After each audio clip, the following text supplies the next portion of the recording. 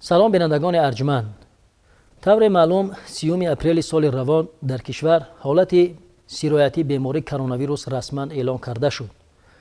ولی طور مشاهده می گردد نه همه با این بیماری مبارزه می برند، بلکه خیش را در آغوش آن می پرتویند، یعنی به ترس و هراس داده می شوند. وابسته به این حالا ما صحبت داریم با سید مکرم عبدالقادرزاده، رئیس شورای علمای مرکز اسلامی جمهوری تاجیکستان و محمد الله دولتوف، روانشناس. خوش آمدید استاد. طور گفتیم بعد اعلان حالت بیماری کرونا ویروس در کشور مردم به ترس و هراس داده شدند.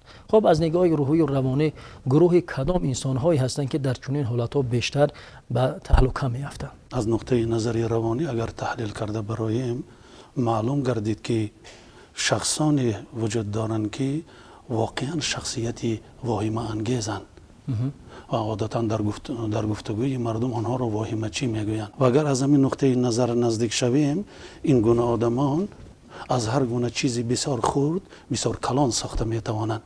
اینا از پشه فیلم میسازند و این یا حادثه موجوده را به حد افراطش میبرند، مبالغه مینمایند.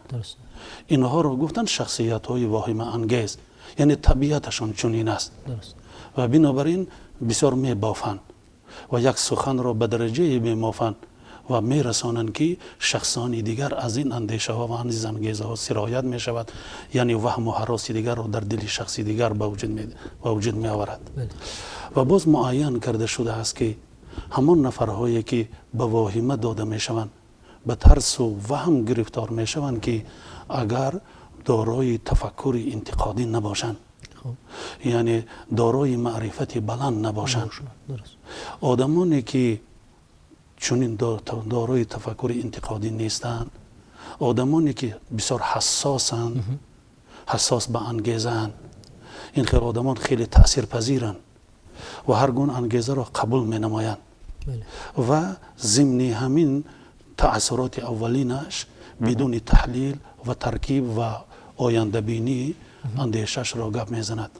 بنابراین اینها آدمانی هستند که چطوری که اشاره کردم دارای تفکری پستی ملاحظه کارانی هستند، اندیشه ندارند و بنابراین باز شخصانی هستند که آنها دارای تیپی سیستم سستی عصبند، یعنی این آدمانی می باشند که آنها حساس به هر گونه انگیزه به شمار می روند، این گونه انگیزه ها را قبول می کنند. این گونه آدمان در معاشرت با اطرافیان نیستند.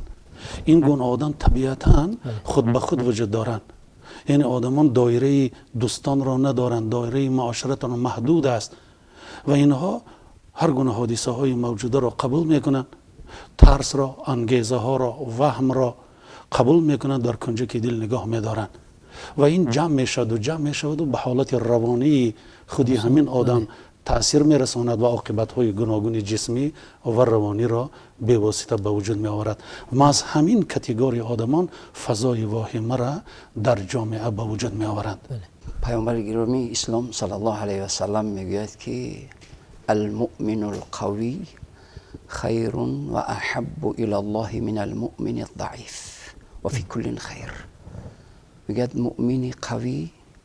مؤمن قوی از جهتی روان، از جهتی جسم، از جهتی علم، از جهتی ثروت، از همه جهت بهتر و اولاتر و نزد پروردگار محبوب تر است از مؤمن ضعیف. مؤمن ضعیف یعنی انسانی آسیب پذیر از همه حالت، که در همه حالت حالا دردی که در هیچ جا نیست مبتلا به اون بیماری است. حالا بیماری که عموما وجود ندارد در جسمش، در اهل خانوادهش، در محیط نزدیکیش، لیکن چطوری که استاد گفتن واهمه چنانش کرده است که دردی که نیست خود رو مبتلا به همون بیماری علاکه مبتلا کردگی است. حالا قوی بودنی، کامیاب بودنی انسان یا کامیاب بودنی مسلمان در قوی بودنی اون است و قوی بودنی مؤمن در توکل کردن به پروردگار که اگر خدا نخواهد هیچ چیز نمی شود و هیچ دردی و هیچ بلایی و هیچ وبایی این مرگ نیست. مرگ دیگر است، درد دیگر است. باید این رو درک کند و با درک کردن این معنی اون رو هم ندارد که احتیاط نکند. نه، تمامی احتیاط و تمامی اون چیزی که از دستش میآید میکند، پس توکل به پروردگار میکند و هرگز از اون چیزی که نشده است که حالا اوضاعش رو شنیده است، از اون برای خود فولی بد نمیگیرد، فولی نیک میگیرد. درست است. حالا دانشمندان و مفسران و فیلسوفان اسلام میگویند که حتی انسان باید از شیطان نترسد. از شیطان باید نترسد. انسان باید از گناه خودش بترسد. چرا که همین گناه هست که خود انسان رو چکار میکند؟ ناکام میکند. حالا شیطان رو کدام شیطانی دیگری نبود که رسوا کند. شیطان رو، عزازیل رو چی رسوا کرد؟ محروم ابدی از رحمت الهی کرد. گناهش کرد. یعنی برای همین انسان باید حتی که نه از وبا، نه از شیطان، نه از بیماری، از هیچ چیزی باید نترسد. مسلمان باید هراس نداشته باشد. احتیاطش بگیرد. احتیاطش همین است که پروردگارو اگر تو نخواهی هیچ چیزی نمی شود. توکل و تکیه من به تو هست، خودت حفظ نما. ابن سینا رحمت الله علیه میگوید وهمه و تهلکه و حساسیت به احساسات داده شدن این نصفی بیماری هست. نصفی بیماری است. الکی بیمار است. حالا بیماری که وجود ندارد در جسمش به خود جلب کرده است، اما از جهت روانی خود رو بیمار کردگی هست. حالا قوی اراده بودن نصفی سلامتی هست. اگر بیمار هم شد فولی بد نگیرد، بگوید که خداوند از این بیماری قوی تر است، خداوند قادر است، میتواند به من شفا بدهد و برای معالجهش درست است. موافق شریعت برای معالجه خودش باید هر چی که از دستش میآید بکند. چرا که پیامبر علیه السلام میگوید که هر دردی که اومد، خداوند عزوجل هر دردی رو که یا وبا باشد، هر چیزی که باشد، هر چیزی رو که نازل کرد دوایش رو نازل میکند. هر کسی جستجو کرد دوای این درد رو پیدا کرد، به اذن پروردگار شفا مییابد. باید سعی و تلاش برای شفا یافتن این بیماری باید سعی و تلاش کند، اما هیچ وقت امیدش رو از پروردگار نکند. درسته. امید و توکلش به پروردگار باشد، هیچ وقت از هیچ چیزی فولی بد نگیرد. حالا اگر مبتلا شد، در اینجا میگوید ناامید نباشد. چرا که ناامیدی این یکی از نامهای مرگ است و مولانا بلخی میگوید که بگو دل رو که گرد غم مگردد، که زیرا غم بخوردن کم مگردد. حالا پیامبر صلی الله علیه و آله میگه که اگر آسیبت رسید نگو اگر اونجا نمیرفتم این نمیشد، با اون ملاقات نمیکردم چنین نمیشدم، چنین نمیکردم چنان نمیشدم. این همه اگر چنین چنان ها نگو، بگو که تقدیر خداوندی به دست شد. یعنی مقبول درگاه خدا نیست که وقتی که این و آن وقتی اگر این کرد میگوید که شیطان راهی ناکام کردن و هلاک کردنش پیدا میکند.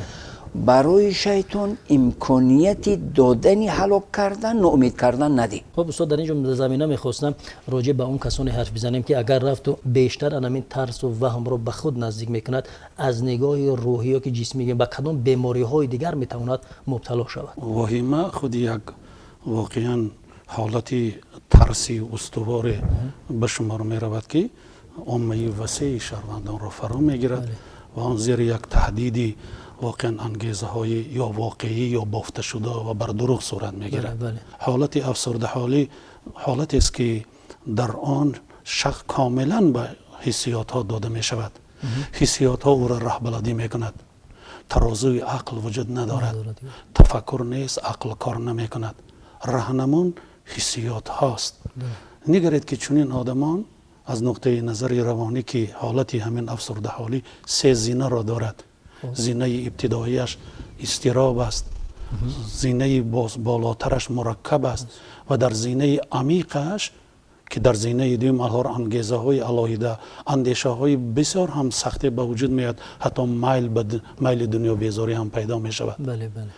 چون که تفکر محدود است، فعالیت نمی کند و این را خاصتا در آن حالتهای باز مشاهده کردن ممکنه در ادبیات روانی یک دپرسی کرانتین را، دپرسی که کرانتین در خانه می وجود دارد مشاهده کردن و آنهایی که در داخل خانه در حالت کرانتین قرار دارند که محدودیت رفتار و گفتار و فعالیت و معاشرت محدود است، بله. بیشتر آنها به حالت دپرسی کرانتینی گرفتار می شوند و در همین حالت ها سیستم مناسبت های عائلوی خیلی تیز و تند می گردد. در همین دوام موجودیت کرانتین در خانه پایشخوری عائله ها زیاده شده است. بله. زیرا مناسبت ها خیلی تیز و تند گشتند، چی با خود کلانسالان چی با کودکان. بنابراین یک مسئله خیلی مهمی دیگری می رود که چی باید کرد با کودکان. درست است. این خیلی مهم است. بله. و ما روانشناسان چی مصلحت داده میتوانیم در این بابت؟ برای چی ما کودکان را مخصوصا همچون یک گروه آسیب پذیر میدانیم؟ زیرا کودکان در همین دوره نمودی اساسی فعالیتشان بازی است. بله. بازی در بیرون، بازی با کودکان در باغچه، ولی محدود می شود. در داخل دوره دوغیجش است. بله. میدان بازی نیست. درست. کودکان پدر و مادران نمیدانند. کودکان از دوره سینوسالی، دوره کودکی دوره است که بسیار هم یکرو، گردن شخ و بسیار کنجکاو و بسیار به بازی تلاش میکردگی است. عائله تاجیک امروز این زمان ندارد. پس ما میبایست که مادران را، والدین را طرز تیار کنیم که چطور باید با کودکان در دوره کرانتین در خانه مشغول شوند. بله. یعنی چرا میتوان تا امروز ما دیده ایم که کم والدین افسانه میگوید، کم والدین افسانه میداند. بله. چرا در این حالت ضرورت پیدا شده است که والدین حتما با کودکان شینند، یک شغلی که آنها را به آنها را جلب میکنند و با آنها بند میشوند افسانه گوی است. درست است. در ادبیات علمی پسیخولوژی یک سایه است افسانه درمانی، افسانه تراپی. پس بگذار همین وضعیتی به عمل آمده باز والدین را هشدار کند که رو آورند به کتابخانه، رو آورند به افسانه، رو آورند به تماشای گوناگون یک فیلم های کنی که هم جایه یا بگذار فیلم های تصویری تماشا کنند و یک جایه محاکمه کنند و جنبه های گوناگون اخلاقی را پیدا کنند و بگویند. نگرید چگونه مسئله ها. یک مسئله خیلی مهم دیگر است که به حالت استرس گرفتار می شود. بنابراین وقتی که واهمه را ما تحلیل میکنیم میگویند که این عکس العمل های جوابی استرسی ارگانیسم به خود انگیزه است، به خود ترس است، به خود آن واهمه که به عمل میاد. پس زینه اول اضطراب است، زینه دیگر بدبی واسطه این ترس ها به وجود می آیند، استرس های گوناگون به وجود می آیند. اینها در مجموع شخص را به حالت یک نوع مرکبی با شدت روحی گرفتار می کند و در اینجا ترازوی عقلی اون نفر آدم کار نمی کند و دلخواه انگیزه ای که گفته می شود او را قبول می کند. بنابراین یک توصیه باز دیگر خیلی مهم است که کیها می توانند چگونه عامل های واقعا مانع شونده با واهمه شدنش ممکن. اگر این را تحلیل کرده برایم همان نفرهایی که دارای سطح معرفتی بلندن، دارای خیردی بلندن. واقعا از یک خیرمندی هم پرسیدن، از یک پیر خیردی پرسیدن که عموما همین خیرد برای انسان از بحر چیست، چی هدف دارد؟ او پیر خیرد گفته است که خیرد برای آن به انسان داده شده است که با خیردانه زندگی کند، نه به خیردانه زندگی خودش را مشاهده نماید. پس شخصی با خیرت همیشه و دلخواه انگیزه های گوناگون را هیچ وقت قبول ندارد. اول میگوید که من آن را باید آموزم، تشخیص کنم، دیده برایم و بعداً به واسطه رو آورم به این آن انگیزه. قرآن میگوید که استعیذ بالله یا ایها الذین آمنوا اذا جاءکم فاسق بنبأ فتبینوا، میگه اگر خبری رو برای تو آورد بدخواهی، باید میگه اون خبر رو بسنج. حتمی مسلمان باید ترازو داشته باشد، مسلمان باید سنجش داشته باشد، مسلمان باید از روی خیرت و عقل و فراست باید زندگی داشته باشد. باید به هر واهمه و به هر آوازه و به هر خبری نادرست یعنی خود رو ناکام نکند. این یک طرفی مسئله. خداوند عزوجل انسان رو چنان خلق کردگی است که باید انسان و خصوصا مسلمان همیشه بر دوام در سعی و تلاش باشد. خود در حدود عائله با اهل چطوری که استاد گفتن با فرزند و اهل خانواده، افسانه‌گویی ما خردسال بودیم، مادر و بیبی ها خیلی افسانه های جالب و حتی چیستان، قصه های خوب میگفتن، قصه های خوب چیستان میگفتن از همسایه ها و دیگر چیستان ها بود. حالا دیگر اینو قریب که از بین رفته است. متاسفانه بعضی از سلسله فیلم هایی که هستند که اکثریتش مضر ضررآور است که عائله ها رو برا هم میدهند، فرزندان رو به تباه میبرند، یا که بعضی فیلم های تصویری هست غیر از این زدن و سر کردن و یعنی آسیب رسانیدن، تهدید کردن، دیگر در روی چیزی نیست. باید بعضی از فیلم ها و بعضی از نوارها و بعضی از همون فیلم های تصویری باشد که جنبه های اخلاقی داشته باشد. این تأثیری خوب دارد. طبیعی است که مرد ساعتی معین می رفت مشغول و یا مسرور و سرگرم و بند و به کاری خود می شد. حالا می آمد دیگر خسته و باید استراحتی می کرد، حالا دیگر نمی رود. در کرانتینی خانگی وجود دارد با اهل خانواده و زن و فرزند، یعنی عصبی می شود. حالا قرآن در همین مسئله خیلی عجیب مختصر و کوتاه می گوید. مناسبتی بین زن و شوهر رو خداوند عزوجل می گوید که استعیذ بالله و من آیاته ان خلق لكم من انفسكم ازواجا لتسكنوا الیها و جعل بینکم موده و رحمه ان فی ذلک لآیات لقوم یتفکرون. یکی از معجزه ها و قدرت الهی این است، میگوید خداوند که از نفس شما برای شما همسر آفرید. این همسر خو زن خو شوهر به خاطر چی؟ به خاطر آرامیش، قناعتمند، آسوده زندگی کردن. در برابر این در ضمیر یعنی در باطن شما و در قلب شما هم مهر و محبت و هم رحم و شفقت رو هم آفرید. حالا در اخیر آیت خلاصه میکند، میگوید کی هست که خانه اش رو به جنت تبدیل میدهد، خانه اش رو خوشخانه دائمی و توی خانه همیشگی میگرداند. این فی ذلک لآیات لقوم یتفکرون. اونه که از روی عقل و خیرت و دوراندیشی و خیرخواهی همچنانی که خیرخواه برای خود هست، برای همسری خود، برای زنی خود، برای شوهری خود چنان هم خیرخواه باشد، خانه‌اش به یک جنتی دائمی و به یک توی خانه دائمی، خوشخانه دائمی تبدیل می شود. اما اونی که از روی عصبانیت و منمنی، خودخواهی، آسیب دهی، ضرر رسانی زندگی میکند، خانه‌اش رو میگوید که به یک جهنم غمخانه تبدیل میدهد. یعنی انسان همچون در نوبت اول انسان که خداوند عزوجل انسانش آفریده است و همین محترمی و مکرم بودن انسان به خاطری است که خداوند عزوجل اون رو عقل داده است. شرافت و کرامت انسان در همین است که اون عقل دارد. اگر عقل نمی داشت انسان، خداوند عزوجل اون رو مخلوق مکرم و محترم نمی گفت.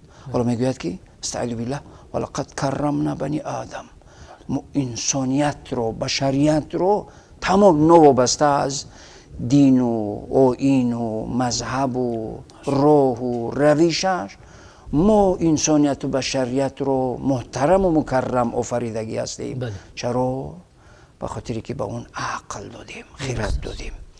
حالا خصوصا مسلمان باید همیشه زندگیش از روی عقل و خیرت، در این شب و روز، مخصوص در این شب و روزی وزنین، بله بله، هر بیماری، هر وزنینی، هر وبای گذرانده است، میگذرد. دانشمند و خیرتمند میگوید که اذا اردت ان تسعد فاسعد الاخرین. میگوید میخواهی سعادتمندی دائمی و ابدی باشی، برای سعادتمندی و کامیابی دیگران سعی و تلاش کن. بله. سعادتمندی ابدی میشوی، سعادتمند و کامیابی ابد میشوی.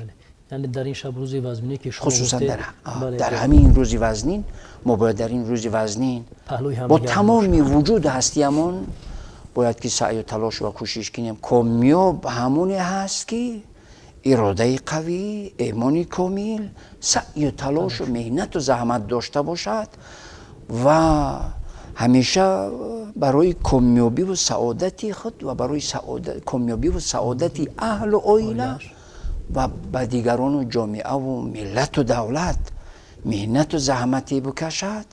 در همین صورت کامیاب و سعادتمند و قهرمان همون است. خب استاد، ما در اینجا در مورد مثلا یأس و ناامیدی صحبت کردیم و گفتیم در حالت‌های می شود که اگر انسان بسیار یک ترس به خود نزدیک کرد، احتمال است از حیات سیر شود و قول بگیم که از این دنیا برای اون دیگر هیچ ارزش نداشته باشد.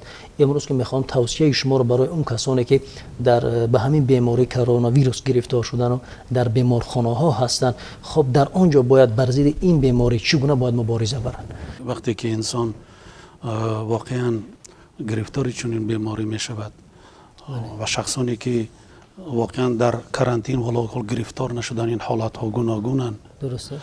و هر دو حالت را به طور علایده باید تحلیل کرد و آنهایی که به واسطه گرفتاری بیوستند در عین طبابت می باشند و خانخواه به حالت دپرسیوی، به حالت افسرده حالی گرفتار می شوند و آنها باید درک کنند و پسیخولوگ ها پیش از من نیز باید در آنها در همین حالت ها در پهلوی طبیبان نیز باید باشند و در همین حالت باید تلقین نمایند که این طبابت شونده است، روح بلند سازنده. بله.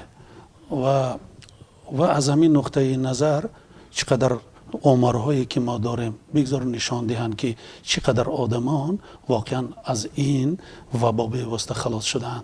بله. یعنی دانن و این یک نوع تلقین خیلی خوب می شود. و من یک خیرمند خیلی خوب گفته است که مرگ آن نبود که گور و چوبت سازند، رهگم زدن در زندگانی مرگ است. و اون نفری که به واقعا در زندگیش و در همین حالت دادگی خودش را گم می کند و می گوید این آخری حیات من است، این خطاست. از هر گونه، از کدام قسمتی نگیریم، از نقطه نظری شرعی گیریم و از نقطه نظری انسانی امروزه گیریم دنیوی، انسان همیشه باید مبارزه برد تا لحظه آخرین. زیرا به او طوری که اشاره شد، این ذهن، این عقل دادن که تواند همیشه استفاده ببرد. مطابق شوی به واهمه، این مبارزه بر اوز، مغلوب کردن اوز. ما در قدر توانیم عاقلانه مطابق شویم. سخن درباره عاقلانه مطابق شدن با وضع واهمه به عمل آمده که با او هم تاثیر کرده است که اکنون من که بیمار شدم پس ناگزیر مرگ است. خطاست این. بنابراین هر وقتی که انسان به همین واهمه عاقلانه مطابق می شود، این معنی آن را در که ترازوی عقل کار می کند. اینقدر آدم در پهلوی ما هستند، اینقدر دختران زحمت شب و روز می کشند و این طبابت شونده است. از همین نقطه نظر راه‌های دیگری وجود دارد، چی در شخصانی که در رفت طبابتن و چی شخصانی که در خانه در حالت کرانتین در خانه هستند. مثلا حالت‌های اصول‌های گوناگون عادی روانی هست. مثلا میگیم برای معتدل گردانه حالت روحی با آنها توصیه داده می شود که یک لحظه نفسی چقور بکشند، چنان نفسی چقور بکشند فرو ببرند و نفس را 10 ثانیه نگاه دارند، بعدا ببرارند. چنان نفس بگیرند که تمامی بدن نفس بگیرد و احساس کند که شکمش پر از نفس است و بعد آن رو که برآورد و بعداً باز وارد سازد بازپس این نفس را. این خیلی مهم است، در حالت داده شده خیلی مهم است. از همین نقطه نظر باید یک حالت معتدل گردانی. حالت دیگری هست که آدمان باید همیشه دقتشان را از بسیار انگیزه های منفی به انگیزه های مثبت روانه سازند و این را میگن از نگاتیو به پوزیتیو روانه کنند. یعنی با عین زمان به این وضع زندگی نکنند بلکه به آینده نگرند، زیرا اطراف مبارزه برده ایستاده است برای آن که تبابت بدهند. آنهایی که در کرانتین در خانه است، گفته می شود که همین حالتی که صورت گرفت، حالت یأس و ناامیدی، غم صورت گرفت، باز چی باید کرد؟ تو باید یک شریک را پیدا کنی که شریک نیست چون که باید در حالت کرانتین است. توسط تلفن با یک مصاحب دوست نزدیک به واسطه هم صحبت شد، دلت را خالی کن. در دلت نگاه ندار این غم را، دلت را خالی کن به هم صحبتت، ولی هم صحبت را انتخاب کن که چگونه شخصیت است. شخصیتی واهمه انگیز نباشد، شخصیتی شخطب باشد، شخصیتی زنده دل باشد، شخصیتی باشد که عاقل و دانا است، با معرفت است. با او زنگ زن، با او هم صحبت بشم، زیرا شخصی هم صحبتی با معرفت گوشی شنوا دارد، تو را میشنود و توصیه درست داده میتواند. نگرید چگونه راه های گوناگونی وجود دارند. یا خود میگیریم آنهایی که در حالت کرانتین در خانه وجود دارند چی باید کنند؟ یک شعار علم روانشناسی به این گونه آدمان میگوید. شعار چنین است که وقتی که من جدا از جامعه هم، من در امنم. در همین حالتی داده شده. یعنی امروز من باید زیاده در جای توده آدمان نروم، من باید در خانه نشینم، در همین حدود باشم، همین امنی من است. پس آدم از نقطه نظری روانی یک فرمول است، یک فرمولی خیلی بزرگ است که امروز باید شهروندان تاجیک، شهروندان ما کشورمان به حساب گیرند و آن میگوید که انسان باید تابع وضعیت نشود، وضعیت را تابع خود کند. و اگر انسان تابع وضعیت شود، وضعیت او را فرو میبرد، چنان فرو میبرد و چنین به یأس و ناامیدی ها میبرد و حتی میتواند به هلاکت ها رساند. بنابراین ما در عین زمان باید از بالای وضعیت شویم، وضعیت را اداره کنیم، نه وضعیت ما را اداره کند. استاد شما بینید امروز در مورد همون هنگامه سازی صحبت کردیم. خب البته که وقتی ما یک خبر رو به دیگر کس میرسونیم، این البته یک خصوصیت خاصی اطلاع رسانی دارد، ولی شخصانی که امروز در جامعه هستند، چه در شبکه‌های اجتماعی چه در بین مردم هستند، به هنگامه سازی فقط یک کسب کردن امر برای خویش واهمه اندازی، خب از نگاه شرعی همینا مرتکب گناه میشوند. وقتی که مردم بر تهلکه میافتند، یک خبر بافی دروغ به قول میسازند از پیش خود. در مردم میگن دروغی ترکی ایمان است. بله. ترکی ایمان است. حالا دروغ گفتن حرام کی باشد، یا اینکه انسانی رو خو ضرری مادی، خو ضرری معنوی رسانیدن حتمی حرام است. بله. حالا انسان اون ضرر رو خو به خود شخصیت خودش یا به دیگر شخصیت همین ضرر رو میرساند. برای چی؟ حالا مواد مخدر از نظر شریعت حرام است، به خاطری که برای همون انسانی که استعمال میکند یا بانگ یا که هر چیزی که باشد، به خاطری چی حرام است؟ به خاطری که به جسم و جان و روح و روانش آسیب میرساند، آسیب و گناهگار میشود. حالا که به کسی دیگر ضرر نمیرساند، به شخصیت خودش ضرر میرساند، لیکن با وجود این که به شخصیت خودش ضرر میرساند، حالا آسی، گناهگار و عذابی علیم انتظارش است. بله. یعنی انسان چی ضرر به خودش برساند، چی به دیگران برساند، چی ضرری مادی باشد، چی معنوی باشد. بله. چی ضرر در حسابی، حالا فرض کردیم خدا نشان ندهد بعضی از صاحبکارا متاسفانه، و دیروزم با یکی از دارو فروشا صحبت داشتم، گفت از برای خود نمیدونم که بعضی از انسان ها رو چی شده است، حالا که ثروت داره تمام میاد یک داروی قریب 100 نفر داروش میخرد میبرد ذخیره میکند.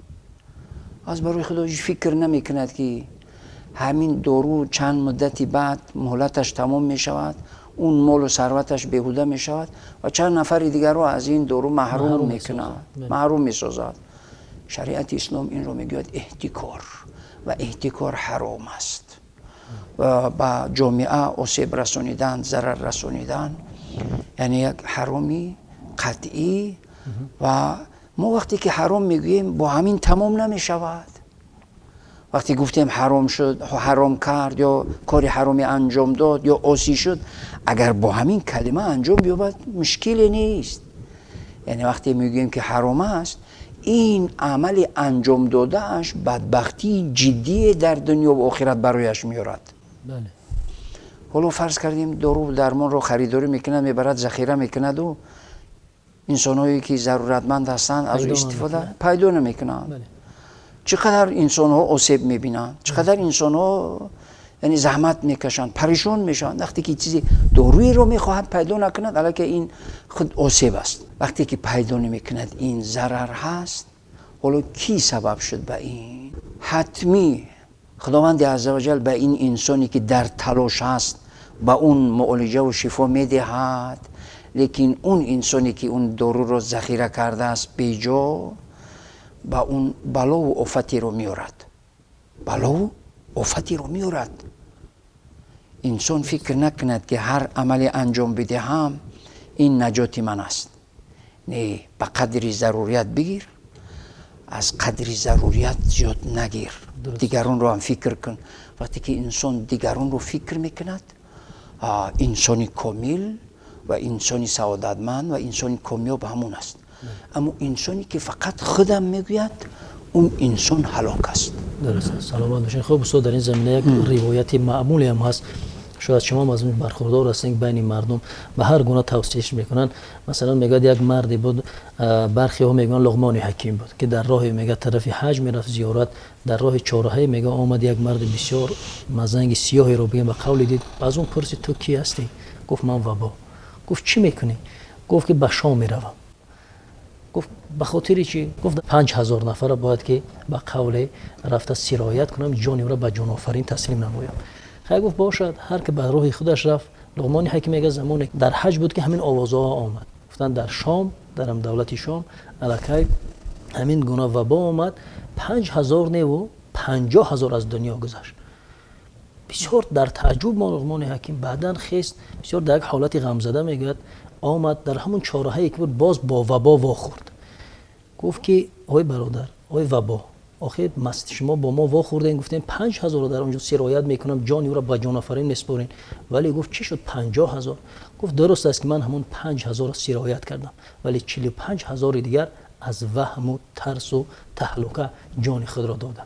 برای همین در آخر میخواستم استاد اگر سالهایی در همین سمت پیشنهاد نشده باشد، اگر اندیشه ها تا باشد، میخواستم بیان سازید، به همین برنامه را جمع بسازید. من باید گفت که چطوری که اشاره کردید شما، سرچشمه های اخباری گوناگونند. بله بله. و شبکه های گوناگون کار و فعالیت در همین روزها کرده ایستادند و همین سرچشمه هایی که هنگامه طلبند، هنگامه انگیزی میکنند برای یک نوع ریتینگ خودشان را بلند برداشتن است. این غمی شهروند کشورش خوردن نیست. بله. ما در پسیخولوژی میگوییم که واسطه اساسی معاشرت انسانی نطق است. درست. سخن است. همین سخن اگر بسیار ابرزناک کرده گوییم، در داروخانه علمی روانشناسی یک دارو است، سخن. بله. اما در داروخانه علمی طب میلیون هاست. درست. و اون نفری که این سخن بسیار هم مقدس میداند و سخنی دائما سحرانگیز میگوید، نه زهرانگیز. بله. انیق که به واسطه اون آدمی که سخنی سحرانگیز میگوید نطقش سالم است و افکار سالم را بی‌واسطه پیشنهاد میکند، چی در بنیاد عائله، چی در مصیبت ها، چی در حالت های گوناگون فوق العاده. انسان همیشه آماده باشد که به سر انسان وابسته به فعالیتش، وابسته رفتار و کردارش و غیره و غیره، حتما روزی فرا میرسد که وی باید از نظر پسیخولوژی به این مشکلات، به این مشکلات روانی و من مشکلات حیاتی تیار باشد. وقتی که از نظر پسیخولوژی یعنی روانی آماده می شود، تاثیرش کمتر است، او مقاومت نشان می دهد. و بنابراین باید گفت که این بیماری، این اپیدمی بسیار نامطلوب، این موج گذرنده است. زیرا در روحیات میگویند که پایان شب سیاه سفید است. تجربه و حیات و زندگی اثبات کردگی است که انسانی که در همه حالت خیرخواه است کامیاب و موفق همون است.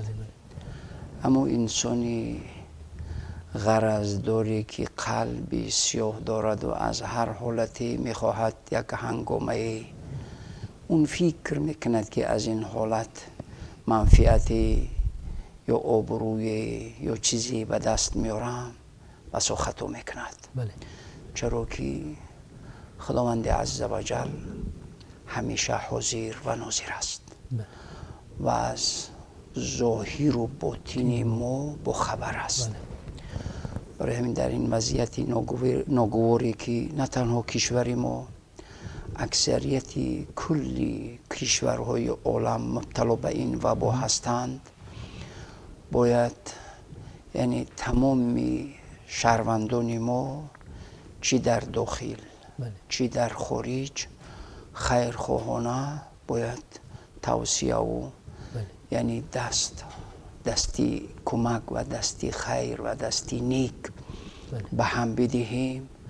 انشالله با امید پروردگار ما این وبا رو به آسانی و به زودی پشت سر میکنیم و انشالله همه کامیاب و موفق و از سعادت و کامیابی انسان هم در خیرخواهی انسان است. سلامت باشین. تشکر زیاد استاد. بینندگان عزیز، همان طوری که ذکر گردید، ترس و هراس نه تنها روحاً بلکه جسماً میتواند انسان را شکست دهد و در این صورت انسان نمیتواند با بیماری مبارزه برد، زیرا مسئولیت بدن و یا با اصطلاح دیگر ایمونیته آن پس میگردد. پس در همه حالت قوی باشید. با امید تنصیحاتی شما اینجا برنامه ما به آخر میرسد. تا برنامه دیگر خوب و خوش بمانید.